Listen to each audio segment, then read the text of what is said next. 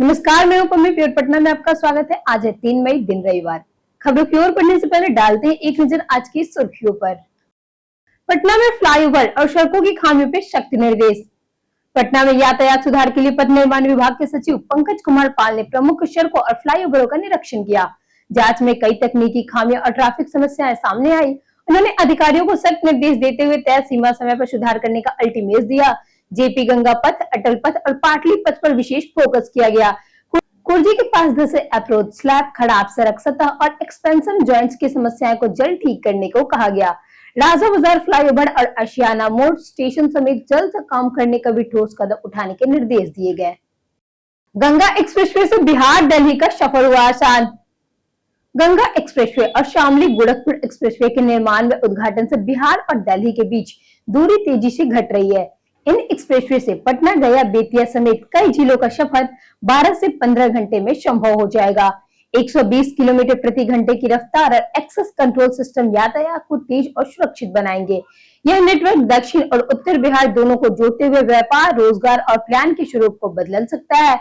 खासकर सीमांचल और चंपारण क्षेत्र के लोगों के लिए यह कनेक्टिविटी आर्थिक विकास की नई संभावना को लाएगी। पटना जू के पास बनेगा सबसे लंबा अंडरग्राउंड मेट्रो स्टेशन।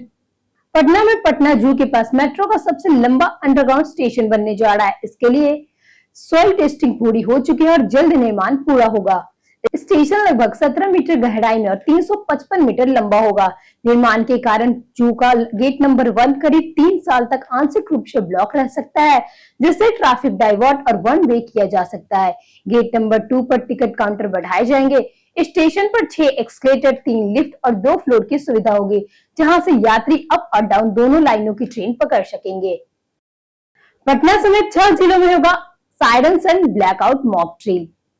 बिहार के 6 जिलों में पटना, बेगूसराय, पूर्णिया, कटिहार, अररिया और किशनगंज में मई के तीसरे सप्ताह में ब्लैकआउट मॉक ड्रिल होगी। तय समय सीमा पर सायरन बजाकर पूरे शहर को बिजली काट दी जाएगी, जिससे अंधेरा कर दिया जाएगा। यह अभ्यास हाईवे हमले जैसी आपात स्थितियों में नागरिकों की सुरक्षा और तैयारी परखने के लिए किया जा रहा है। केंद्र सरकार के निर्देश के अनुसार साल में 2 बार ऐसी ड्रिल होती है। पिछले साल भी इसी तरह का अभ्यास सफल रहा था। तारीख अभी तय नहीं की गई और आयोजन रात में होगा। पटना में सेल्फी विवाद में शादी समारोह बना रण क्षेत्र। पटना के बाढ़ अनुमंडल स्थित उमरनाथ मंदिर में शादी समारोह के दौरान सेल्फी और फोटो खिंचवाने को लेकर बड़ा विवाद हो गया।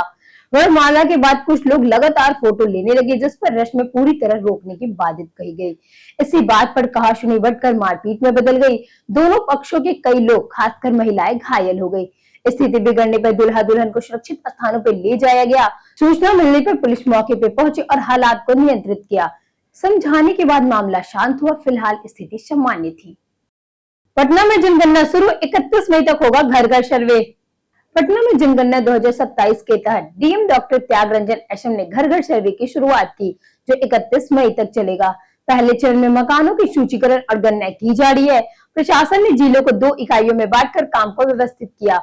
नगर निगम क्षेत्र और ग्रामीण इलाके सर्वे के लिए 8,114 हाउस लिस्टिंग ब्लॉक बनाए गए हैं। 7,963 प्रगणक और 1,343 पर्यवेक्षक तैनात किए गए हैं। डीएम ने बताया कि यह पहली पूरी तरह डिजिटल जनगणना है, जिसे डेटा संग्रहण और विश्लेषण तेज, सटीक और पारदर्शी होगा, जो विकास योजनाओं के लिए अहम आधार बनेगा। जानिए आज कैसा रहेगा पटना के मौसम का मिजाज। पटना में आज मौसम अस्थिर रहने की संभावना है। आसमान में बादल छाए रहेंगे और कई इलाकों में हल्की सी मध्यम बारिश हो सकती है। 40 से 50 किलोमीटर प्रति घंटे की रफ्तार से तेज हवाएं चलने के साथ आंधी तूफान की स्थिति बन सकती है। दिन के समय गरज चमक के साथ वज्रपात की भी चेतावनी दी गई है। इन मौसमी गतिविधियों के कारण तापमान में गिरावट आएगी, जिससे लोगों को भीषण गर्मी में से कुछ राहत मिल सकती है। कुल मिलाकर बात करें तो महीने भर बदलता हुआ सतर्क रहने वाला मौसम बना रहेगा। कदाचार के चलते बीपीएससी ने परीक्षा रद्द कर लिया, बड़ा निर्णय। बिहार लोक सेवा आयोग यानी कि बीपीएससी ने सहायक शिक्षा विकास पद अधिकारी और सहायक लोक स्वच्छता एवं अपशिष्ट प्रबंधन पद अधिकारी की परीक्षाएं रद्द कर दी है। यह परीक्षा 14 से 21 अप्रैल के बीच 746 केंद्रों पर हुई थी और इसमें 10.97 लाख आवेदन आए थे। आयोग ने स्पष्ट किया कि पेपर लीक या प्रश्न पत्र के प्रसारण का कोई सबूत नहीं मिला, लेकिन कुछ केंद्रों पर कदाचार और परीक्षा की शुचिता को प्रभावित करने के प्रयास सामने आए। 32 अभ्यर्थियों पर एफआईआर दर्ज हुई और जांच ईओयू की एसआईटी को सौंपी गई। अभ्यर्थियों के हित और पारदर्शिता को देखते हुए यह फैसला ले लिया गया।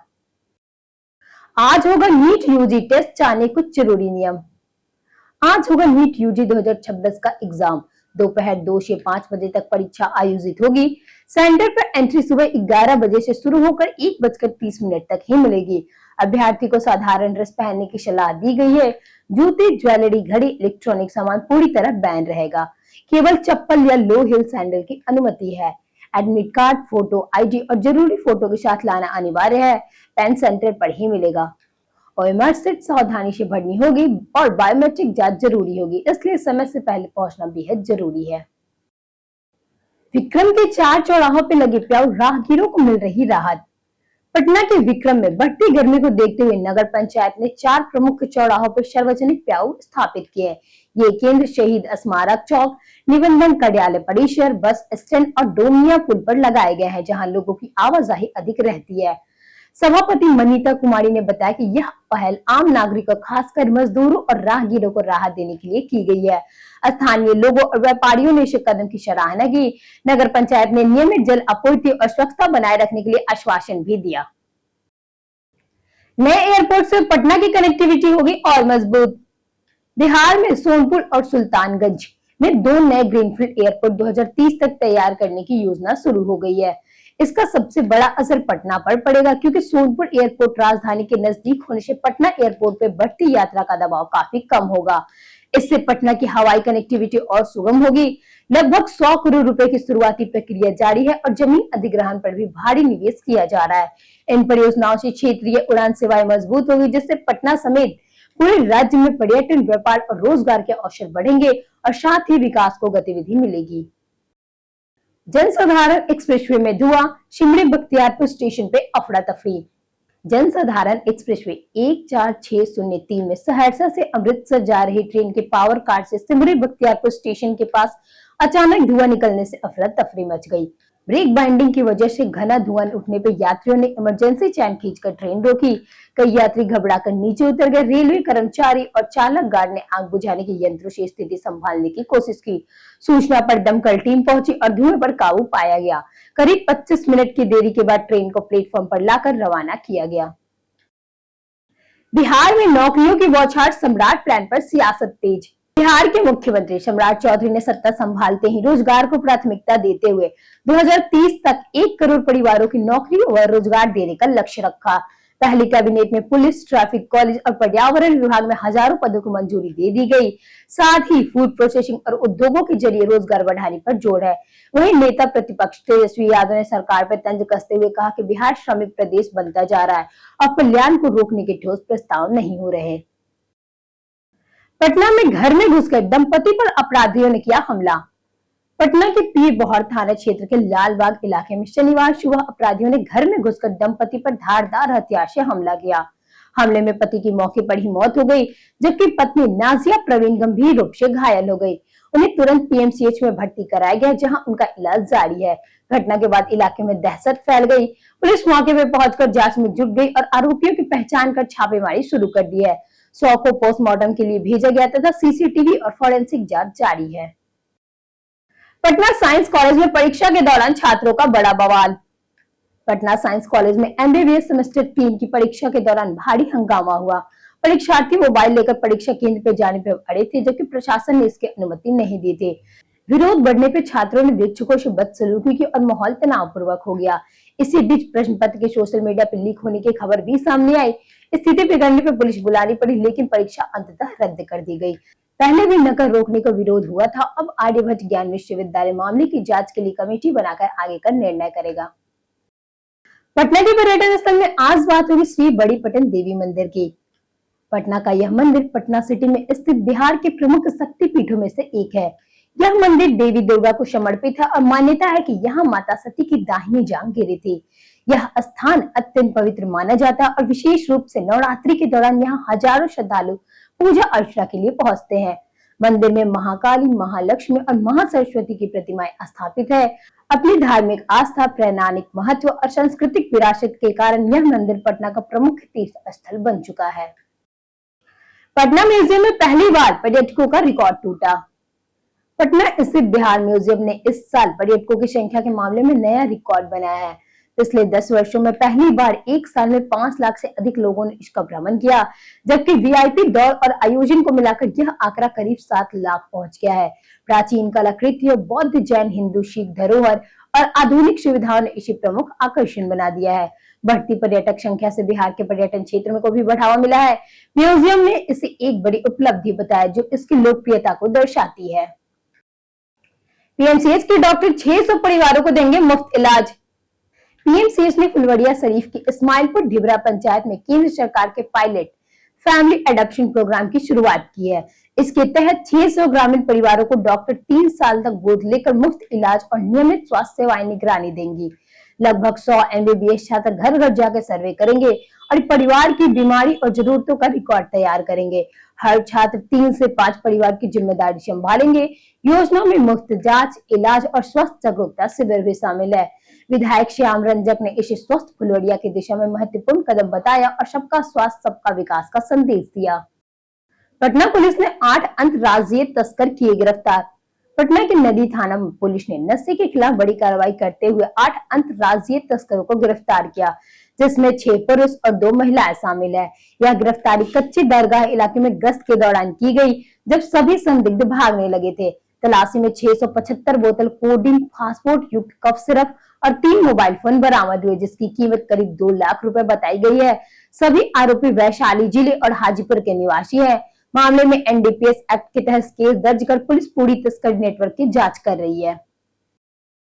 4 मई से शुरू होगी निशांत कुमार की सद्भाव यात्रा।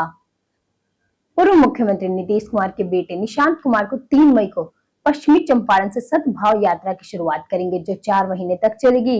इस अभियान का उद्देश्य बिहार के विभिन्न जिलों में जाकर जनता से संवाद करना, उनकी समस्याएं सुनना और जेडीयू संगठन को मजबूत करना है।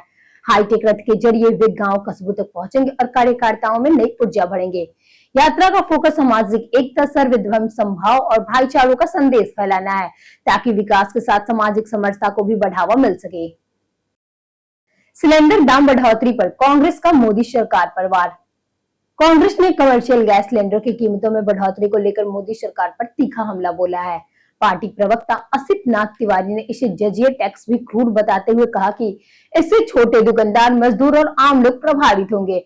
उन्होंने आरोप लगाया कि सरकार रोजगार के नाम पे पकौड़े तलने की बात करती है, लेकिन गैस महंगी कर रही है।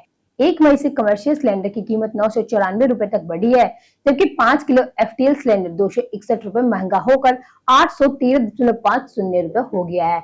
इससे छोटे व्यवसायों पर आर्थिक दबाव बढ़ेगा। बिहार में धार्मिक विकास मॉडल पर सियासी बहस तेज। बिहार के मुख्यमंत्री सम्राट चौधरी ने पद संभालने के 15 दिनों में 10 से अधिक मंदिरों का दर्शन कर हजारों करोड़ के धार्मिक कॉरिडोर प्रोजेक्ट घोषित कर नई सियासी बहस छेड़ दी। नीतीश कुमार के पारंपरिक विकास मॉडल से अलग यह धार्मिक आस्था और इंफ्रास्ट्रक्चर का नया मॉडल माना जा रहा है। गया के विष्णुपद मंदिर, सोनपुर के हरिहरनाथ मंदिर और पटना के पटन देवी मंदिरों के विकास की योजनाएं शामिल है। विशेषज्ञ इसे भाजपा के कोर एजेंडे और राजनीतिक मजबूती की राजनीति मान रहे हैं, जिस पर सवाल भी उठ रहे हैं। विजय चौधरी बोले, नीतीश मॉडल पर ही चलेगा बिहार सरकार। बिहार के उप मुख्यमंत्री विजय चौधरी ने सम्राट चौधरी और नीतीश कुमार से मुलाकात के बाद स्पष्ट किया कि राज्य सरकार आगे भी नीतीश मॉडल पर ही चलेगी। उन्होंने 3C क्राइम, कॉर्पोरेशन और कम्युनिज्म पर जीरो टॉलरेंस की नीति दोहराई। सरकार सांप्रदायिकता के खिलाफ सख्ती और अल्पसंख्यकों के विकास पर जोर देगी। विजय चौधरी ने दावा किया कि एनडीए शासन में अल्पसंख्यकों की स्थिति सुधरी है और वे सुरक्षित महसूस कर रहे हैं। विपक्ष पर उन्होंने भ्रम फैलाने का आरोप लगाया, खासकर सीएए और वक्फ जैसे मुद्दों पर। पूर्व मुख्यमंत्री नीतीश कुमार का नया आवास बना बिहार का राजनीतिक केंद्र। पूर्व मुख्यमंत्री नीतीश कुमार के 20 साल बाद एक अनमार्क से 7 सर्कुलर रोड स्थित नए आवास में शिफ्ट होने से बिहार की राजनीति में नई हलचल देखी जा रही है। इस बदलाव को संभावित मंत्रिमंडल विस्तार और सत्ता समीकरणों में बदलाव के संकेत के रूप में माना जा रहा है। उनके आवास पर नेताओं की लगातार आवाजाही बढ़ने से यह एक नया राजनीतिक पावर सेंटर बनता दिख रहा है। इसके साथ ही नीतीश कुमार की कई प्रमुख नेताओं से भी हुई लगातार मुलाकातों ने भी सियासी अटकलों में तेज कर दिया है, जिससे बड़े रणनीतिक बदलाव की तैयारी माना जा रहा है। लगातार हार के बीच एलएसजी को मिला बड़ा बल्लेबाजी सहारा। आईपीएल 2026 में खराब प्रदर्शन से जूझ रही लखनऊ सुपर जायंट्स के लिए राहत भरी खबर है। टीम ने 8.60 करोड़ रुपए में खरीदेगा विकेट कीपर बल्लेबाज जोस इंग्लिश अब स्क्वाड से जुड़ गए हैं और 4 मई के मैच के लिए उपलब्ध रहेंगे। शादी के कारण वह देर से जुड़े, लेकिन उनके आने से टीम की कमजोर बल्लेबाजी को मजबूत मिलने की उम्मीद है। लखनऊ लगातार 5 मैच हार चुकी है और 8 मैच में सिर्फ 4 अंक है। वही साउथ अफ्रीका खिलाड़ी मैथ्यू निजी कारणों से अपने देश लौट गया और उनकी वापसी अनिश्चित है। बीते दिन हमारे द्वारा पूछे गए सवालों का जवाब आप लोगों में से बहुत लोगों ने हमारे कमेंट सेक्शन में लिख कर दिया है। जिन्होंने हमारे द्वारा पूछे गए सवालों के जवाब दिए हैं उनके नाम है जामिल अख्तर, मंजू शर्मा, सुनील यादव, अमरजीत कुमार, संजीव कुमार, दयानंद सिंह और सुषमा सिंह। इसी के साथ बढ़ते आज के सवाल कर आज का सवाल है, क्या पटना की जनता अब बदलाव चाहती है या वही पुरानी राजनीति? आप अपना जवाब हमें हमारे कमेंट सेक्शन में लिखकर जरूर बताएं। आज के लिए इतना ही। बिहार के तमाम खबरों के साथ बने रहने के लिए देखते रहिए प्योर पटना। और साथ ही अगर आप यूट्यूब चैनल पे देख रहे हैं तो चैनल को सब्सक्राइब करें और अगर आप फेसबुक पेज पे देख रहे हैं तो लाइक और फॉलो जरूर करें।